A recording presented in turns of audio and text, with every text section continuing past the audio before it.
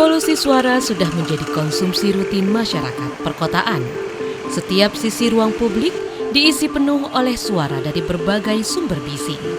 Tempat bermain anak-anak yang seharusnya nyaman dan aman ternyata tak luput dari kebisingan itu. Minimnya pengetahuan dan informasi akan dampak kebisingan yang sudah diambang batas normal membuat anak-anak dan lingkungan bermainnya menjadi korban dari kerasnya bising. Simak laporan reporter Tempo TV Reski Reza Pratama.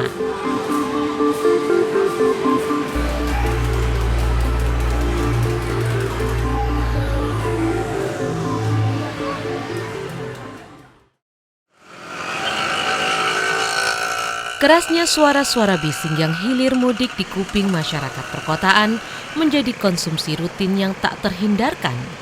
Padatnya jalan raya serta maraknya sumber-sumber kebisingan mengisi setiap sisi ruang publik. Kondisi yang seperti ini membuat setiap pasang kuping tak luput dari serangan suara bising. Karena ternyata kebisingan itu bisa dilihat dari jalan raya, bahkan sampai di mal-mal, di tempat main anak aja itu sampai 100 desibel. Bayangkan saja, sementara yang boleh itu hanya 70 desibel itu yang paling normalnya.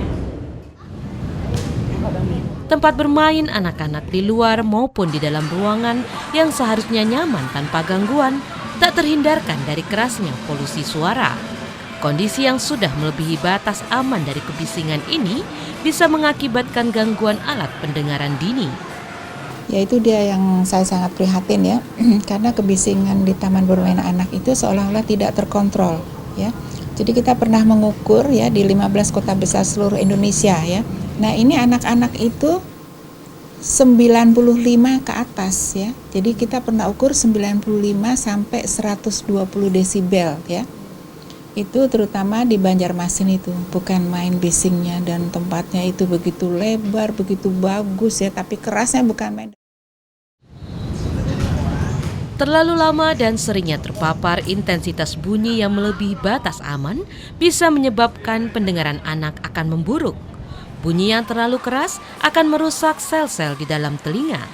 Jika hal ini rutin diterima anak-anak, risiko gangguan pendengaran berat bahkan tuli permanen bisa terjadi. Nah, kalau pada anak-anak ini kalau dia sering ya, itu pada umur beberapa tahun kemudian sih sudah terjadi ya. Bahkan kalau dia mungkin sudah pengang ya, sudah pengang terus-menerus ya. Kalau pada anak-anak selain ketulian, ya mungkin karena bunyi ya, bunyi nging gitu ya. Bunyi nging telinganya tentu dia nggak comfortable ya, ada rame gitu.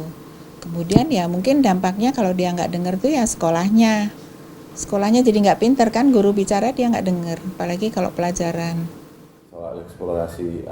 Aris Merdeka Sirait dari Komnas Perlindungan Anak menilai anak-anak mempunyai hak konstitusional untuk terhindar dari bahaya kebisingan.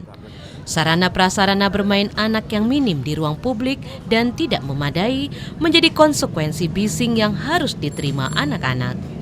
Karena apa? Karena tidak ada lagi tempat bermain yang artinya di ruang hijau misalnya. Di tempat bermain itu kan nggak ada tempat bermain anak. Misalnya ruang hijau di DKI Jakarta, mana ada tempat untuk dihususkan untuk anak. Justru kita sekarang memasukkan anak ke tempat bermain di bising. Seolah-olah itu adalah kasih sayang bermain dengan anak-anak itu. Salah kaprah. Tapi itu karena apa? Tidak ada lagi ruang publik yang bisa ditempati anak untuk bermain gitu loh. Karena memang pemerintah tidak menyiapkan itu. Sarana bermain anak yang layak dan jauh dari segala kebisingan dinilai menjadi langkah penting dalam mencegah bahaya kebisingan bagi anak-anak. Peran pemerintah dalam mengendalikan tingkat kebisingan di tempat bermain menjadi sebuah pencegahan yang harus dilakukan. Harus ada kebijakan pemerintah. Pemerintah yang bertanggung jawab karena memberi izin itu kan pemerintah. Tempat yang harus terhindar dari kebisingan dan sebagainya, itu harus ada kebijakan pemerintah. Menurut saya setiap masing-masing pemerintah daerah harus membuat peraturan daerahnya untuk menyiapkan tempat-tempat bermain anak yang terbuka dan kemudian juga terhindar dari kebisingan.